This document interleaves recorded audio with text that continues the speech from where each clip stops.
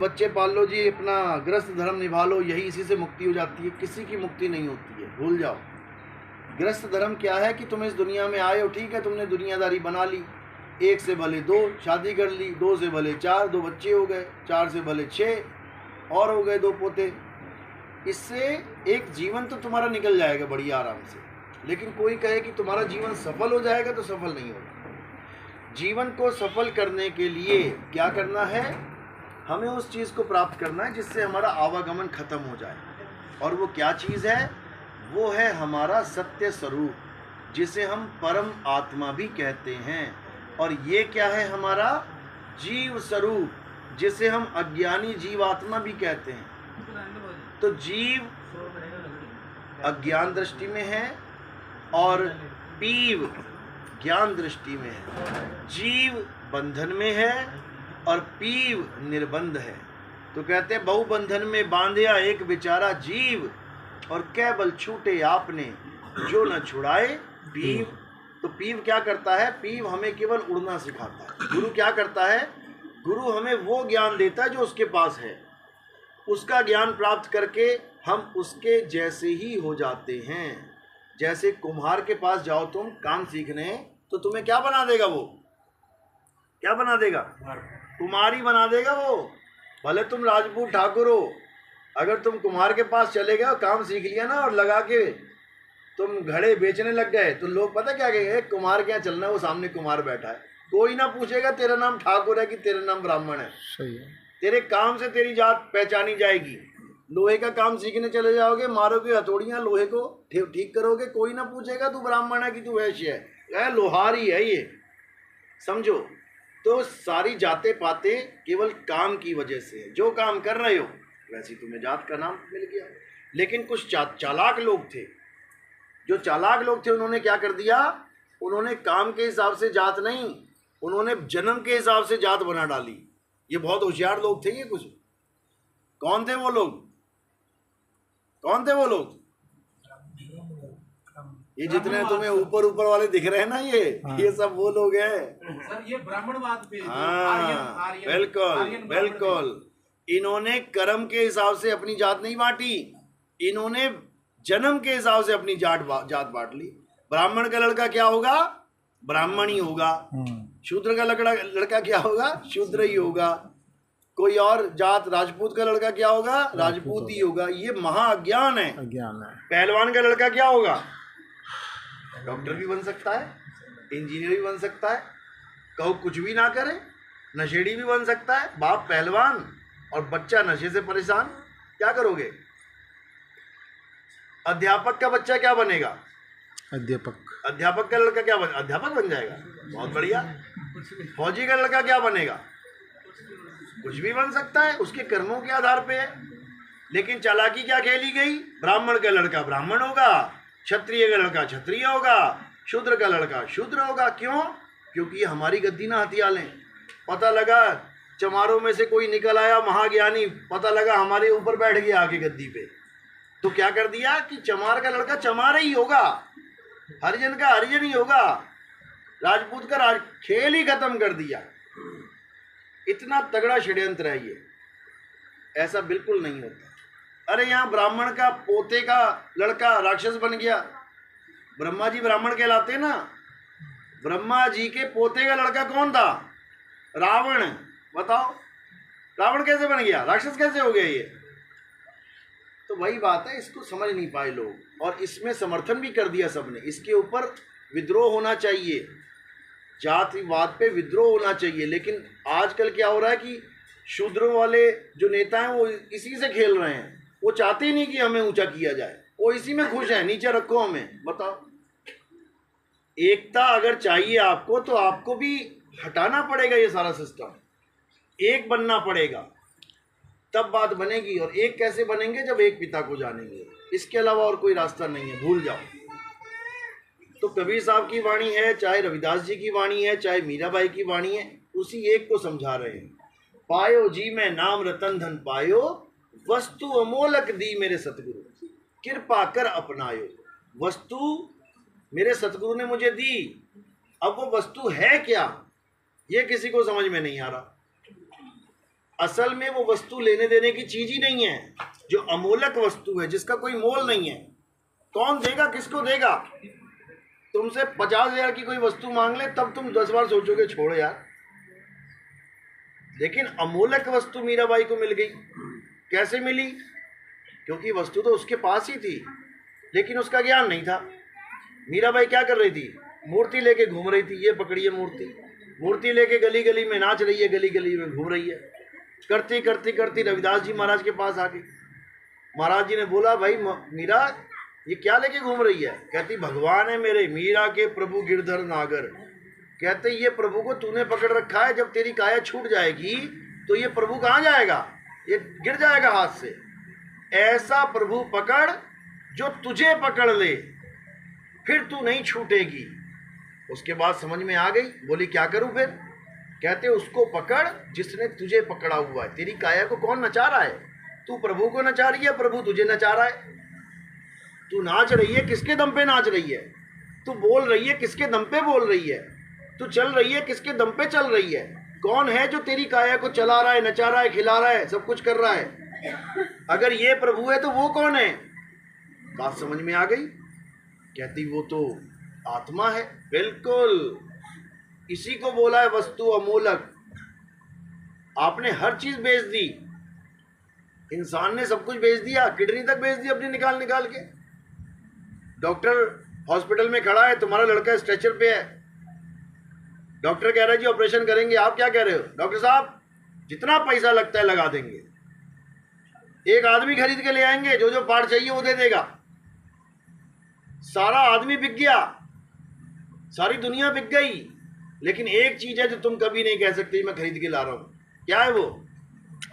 आत्मा। तुम ये नहीं कह सकते डॉक्टर साहब जितने मर्जी पैसे लग जाए कोई बात नहीं, मैं आत्मा अभी खरीद के ला रहा हूं, आप करो ऑपरेशन। ये कभी नहीं कह सकते तुम। आत्मा खरीदने और बेचने वाला सौदा ही नहीं है, इसीलिए उसको अमोलक बोला है। अनमोल, जिसका कोई मोल ही नहीं है। अनमोल में कितनी जीरो लगती हैं? कितनी लगाओगे? तुम्हारी जीरो का अंत हो जाएगा। जीरो लगा लगा के तुम मर जाओगे, तब भी उसकी कीमत नहीं लिख पाओगे। उस वस्तु को मीराबाई को दिया गया, समझाया गया, उसका ज्ञान बताया गया। वस्तु अमोलक दी मेरे सतगुरु, कृपा कर अपनायो, पायो मैं नाम रतन धन पायो। मीराबाई का गुरु कौन सी कास्ट का था? हरिजन। मीराबाई कौन थी? ठाकुर। अब मीराबाई के जो भजन गाते हैं वही लोग मीराबाई के गुरु से नफरत करते हैं।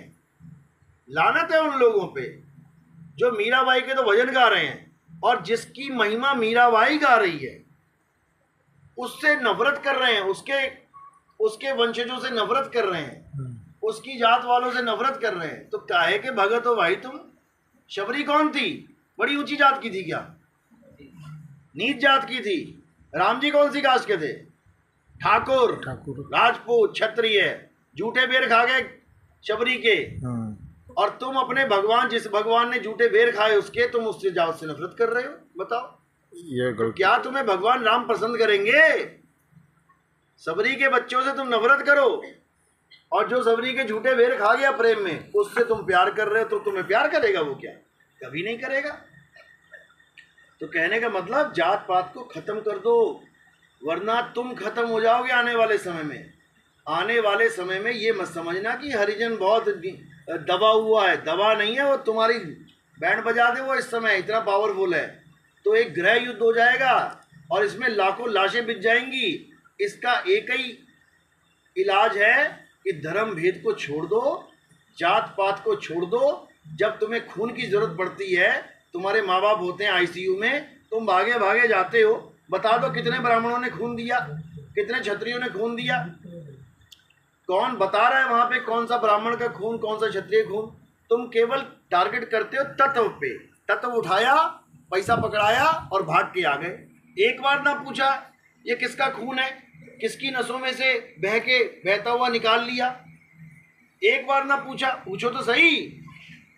तुम तो ऐसे लोग हो कि हाथ लग जाए तो गंगा स्नान करना पड़ जाता है तुम्हें। तुम तो ऐसे लोग हो, तो जो खून अंदर दौड़ेगा उसके बारे में भी तो पूछ लो।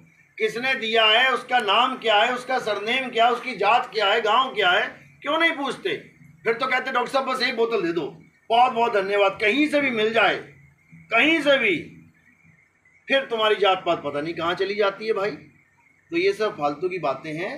अब जात भेद इससे ऊपर उठना है और हमने एक परमात्मा को जानना है, जिस एक परमात्मा ने सबका भरण पोषण कर रहा है, वो सबको रोटी दे रहा है, सबको पेट भर के खाना दे रहा है, सबको चेतना दे रहा है। तुम्हारी चेतना उसका अंश है। जो तुम्हारी चेतना है वही जीव है। किसका अंश है? उस परमात्मा का अंश है। ईश्वर अंश जीव अविनाशी। अब तुमने अपने आप को जीव समझना है। जीव की कोई जात नहीं होती। जिस दिन तुम अपने आप को जीव समझ लोगे, कोई जाति नहीं है। बस एक ही काम रह जाता है, जीव को वापस घुमा के पीव में लगा दे, और कोई काम नहीं है तुम्हें। भूल जाओ कि तुम किस जात के हो, किस धर्म के हो, कुछ भी नहीं। अगर मानना ही है तो अपने आप को मानव मानो, वो भी कितने समय के लिए?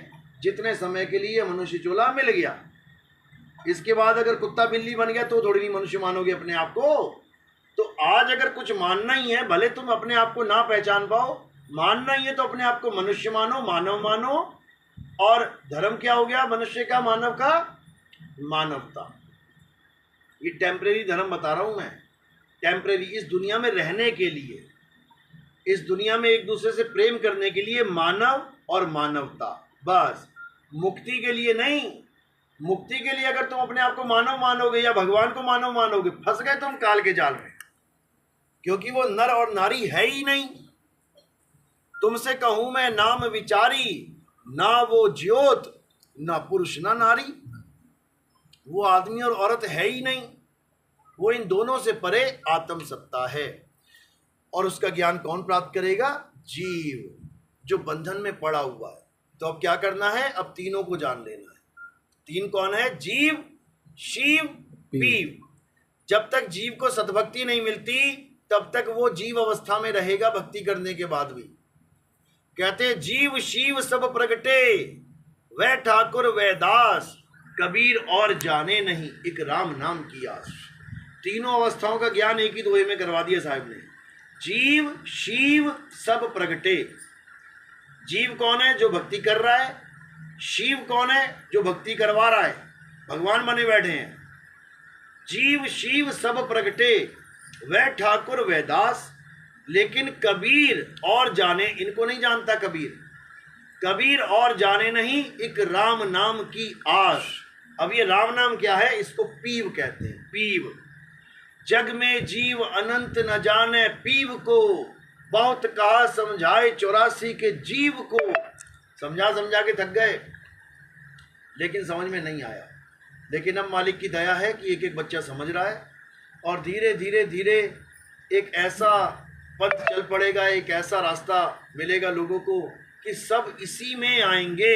ये नितिन दास का कथन नहीं है, ये नितिन दास नहीं बोल रहा है, ये संत बोल के जा चुके हैं, ये समझा के जा चुके हैं। कबीर साहब कह रहे हैं 12 पंथ काल फुरमाना, भूले जीव न जाए ठिकाना, 13वें पंथ हम ही चले आए, सब पंथ मेट के एक पंथ चलाए। बोल के गए हैं यही। और संतों ने बोला जब आएगा भीषम बीसा, ना रहेगा ईसा ना रहेगा मूसा, राज करेगा जगदीशा। बोल के गए हैं। ईसा मूसा क्यों बोला? क्योंकि ये सारे पंथापंथी खत्म हो जाएंगे, ये सब जागेंगे। ईसा और मूसा के पीछे नहीं लगना है। ईसा और मूसा जिसके पीछे लगे थे उसके पीछे लगना है। समझो, रविदास जी और कबीर साहब के पीछे नहीं लगना है। रविदास जी और कबीर साहब जिसके पीछे लगे हैं उसके पीछे लगना है। किसके पीछे लगे हैं? वो उस अचल आत्मा के पीछे लगे हैं। अचल आत्मा, जीवात्मा नहीं, अचल आत्मा। कृष्ण जी किसके पीछे लगे हैं? किसकी महिमा गा रहे हैं? अध्याय 2 24वां श्लोक पढ़ो। हे अर्जुन, आत्मा अजन्मा है, नित्य है, शाश्वत है। आत्मा अचल है। क्यों बोल दिया अचल? अगर आत्मा अचल है तो 84 लाख योनियों में कौन जा रहा है, कौन आ रहा है? पूछो जरा इन ब्राह्मणों से, लगे पता कितने ज्ञानी हैं। अचल का मतलब होता है जो चल नहीं सकता, जो रुका हुआ है, स्थिर है, सदा एक जगह रहने वाला। इसी को बुल्ले शाह कह रहे हैं। बुल्ला शाह खड़ा है कौन? बाकी सब चल रहे हैं। ये खड़ा कौन है? खड़ा यानी रुका हुआ कौन है? ये हिल नहीं रहा वो कौन है? वही है अचल परमात्मा, उसी को जानना है। तो कबीर साहब कौन है? कबीर साहब नौतम सूरत है, जो अचल परमात्मा से आते हैं हमें ज्ञान देने के लिए, और अचल परमात्मा में ही समा जाते हैं ज्ञान देने के बाद।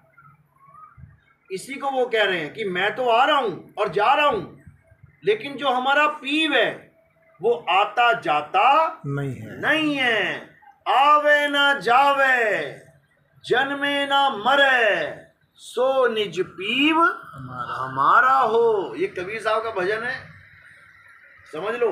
लेकिन लोग इस बात को समझ नहीं पाते, इन्होंने कबीर साहब को ही परमात्मा बना दिया। अरे वो आ रहे हैं जा रहे हैं भाई, आने जाने वाली चीज, कोई चीज हिल रही है, तुम उसमें स्थिर कैसे हो? खुद ही स्थिर नहीं है तो कैसे स्थिर होगे? इसीलिए कबीर साहब ने कभी भी नहीं कहा कि मेरी कोई फोटो, मेरा कोई कैलेंडर, उसकी अगरबत्ती करो, धूप अगरबत्ती, उसको पूजो, कभी नहीं। उन्होंने क्या कहा कि संत हमारी आत्मा, हम संतन के जीव, संतन हम में रमी रहे, जीव माखन में घीव। हमारे यहाँ जो आरती करवाई जाती है वो किसी काया माया की आरती नहीं है, किसी गलतफहमी में मत रहना। जो अज्ञानी जीव है उसको यही लगता है देखो जी काया पुजवा रहा है। जो अज्ञानी जीव है, जैसे कोई अज्ञानी जीव है वो पंखे को देख के क्या कहेगा? देखो पंखा चल रहा है। और जो ज्ञानी जीव है वो क्या कहेगा? करंट पंखा चला रहा है। दोनों में फर्क है। पंखा चल रहा है यानी पंखा खुद से चल रहा है, ये जो तुम्हें पर दिख रहे हैं खुद से चल रहे हैं। और करंट पंखे को चला रहा है, इसका मतलब ये खुद नहीं चल रहा है, चलाने वाला कोई और है। इसी प्रकार जो हमारे यहाँ आरती होती है वो काया की आरती नहीं होती है। किसकी आरती हो रही है? जो काया को चला रहा है, जो सत्संग समझा रहा है। ये काया नहीं समझा रही है, ये मुंह खुल भले रहा है लेकिन बोल कोई और रहा है। समझो, अभी ये स्पीकर बोल रहा था तो लग रहा था कि स्पीकर ही बोल रहा है, लो खराब हो गया। अब क्या करें इसका? क्योंकि बोलने वाला स्पीकर से परे बैठा है। इसी प्रकार जैसे ये रुक गया, ये काया भी रुक जाएगी, लेकिन बोलने वाला सदा बोलता रहेगा। चाम के महल में बोलता राम है, तू राम और चाम को चीन भाई। चाम को राम मत समझ लेना कि अगरबत्ती घुमाने लग गया चाम के आगे। तो ये चाम वाला खेल हमारे पास नहीं है, हमारे पास राम वाला खेल है। और जो राम नाम की लूट है, लूटना चाहता है तो अच्छी बात है, लेकिन राम नाम की लूट वो नहीं है जो दुनिया समझ बैठी है 52 अक्षर वाली। वो राम नाम की लूट नहीं है। राम नाम की लूट है आत्मज्ञान की लूट।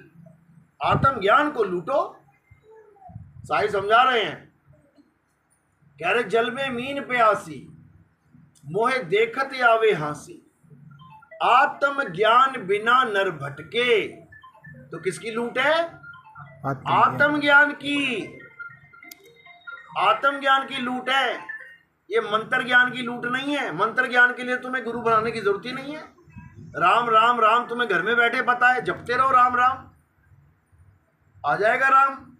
गुरु बनाने की क्या जरूरत है? गुरु नाम नहीं रटवाता, गुरु ज्ञान समझाता है, गुरु ज्ञान देता है।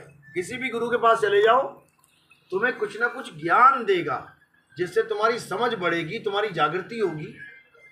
लेकिन लोगों ने क्या बना दिया? गुरु नाम देता है। अरे मेरे गुरु से नाम ले ले। क्या देता है वो? वाहेगुरु देता है। नहीं नहीं, मेरा मन नहीं करता वाहेगुरु को, और कोई बताए, हिंदुओं में बताए। अरे वो वृंदावन वाला बाबा है, वो राधे राधे देता। हाँ ये ठीक है, वहाँ चला गया राधे राधे जपने। बताओ, अरे राधे राधे 2 अक्षर है, राधे, उसमें क्या ज्ञान होगा तुम्हें? अक्षर जपने से कभी ज्ञान होता है क्या? अक्षर जपने से ज्ञान नहीं होता। ज्ञान किससे होता है? आत्मा का भेद प्राप्त करने से ज्ञान होता है। कौन सा ज्ञान? आत्म ज्ञान। आत्म ज्ञान बोला गया है, मंत्र ज्ञान नहीं बोला, मंत्र जाप बोला गया है। मंत्र जाप अलग है, आत्म ज्ञान अलग है। मंत्र जपने के बाद तुम्हें कभी नहीं पता लग सकता कि तुम आत्मा हो। तुम्हारा सारा ध्यान कहाँ जाएगा? मंत्रों में, अक्षरों में। आत्म ज्ञान प्राप्त करने के बाद तुम्हें यह बोध हो जाएगा कि तुम शरीर नहीं, तुम आत्मा हो। रविदास जी महाराज शरीर नहीं है, आदमी नहीं है। मीराबाई औरत नहीं है। राम जी आदमी नहीं है। कृष्ण जी आदमी नहीं है। सीता माता औरत नहीं है। कहने को माता लग रही है, क्यों? काया औरत वाली धारण कर ली है। किसने? मालिक के जीव ने।